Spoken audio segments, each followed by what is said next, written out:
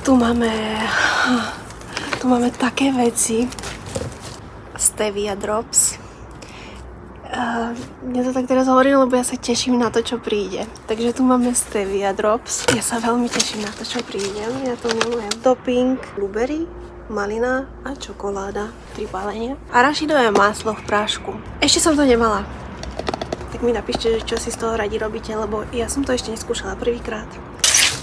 Aha. Sirup. Javorový sirup. Sme mali čím sladiť. Takáto čokoláda. Najradšej by som to ochutnala teraz hneď, ale musíme sa presunúť ďalej, lebo toho ešte máme veľa. Či ochutnáme to?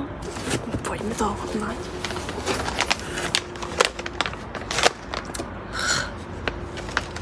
Jolo.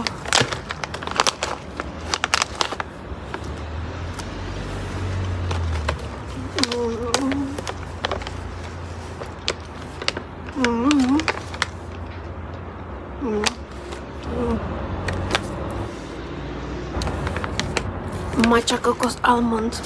Ja. Poďme sa presunúť k tomu, na čo som sa najviac tešila a dúfame, že to nezmizne za jeden týždeň. Orieškové maslo, malina, biela čokoláda. Už počujete, že to lovné spojenie malina, biela čokoláda a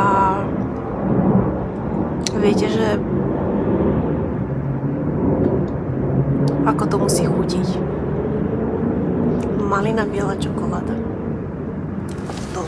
Liesko, orieškové maslo. Mandlovo-kokosový sen. Ja som nemyslel na niečo zelené. Pistáciový krém s bielou čokoládou. Arašidové maslo s bielou čokoládou. Buenella. To máme tu liesko, orieškový krém, čokoláda biela, vanilkový extrakt, kešu maslo, stará dobrá klasika, ktorá nikdy nesklame. Ja som nejak nezačala mať rada čokoládové veci. Doteraz som bola len vanilkový typ, ale teraz som začala mať rada čokoládové veci, lebo som zistila, že mi to viac uspokojí chuť na sladké. Arašidové maslo, tmavá čokoláda. Napríklad vanilkového by som sa nevedela ujesť a zjedla by som veľa a čokoládového si dám kúsok a to mi stačí. Takže preto sa mi trošku zmenili teraz chute a mám rada aj čokoládové veci, ale vanilkové sú aj tak na prvom mieste. To bolo všetko. Môžete využiť môj zľavový kód ELVY a vidíme sa pri receptoch.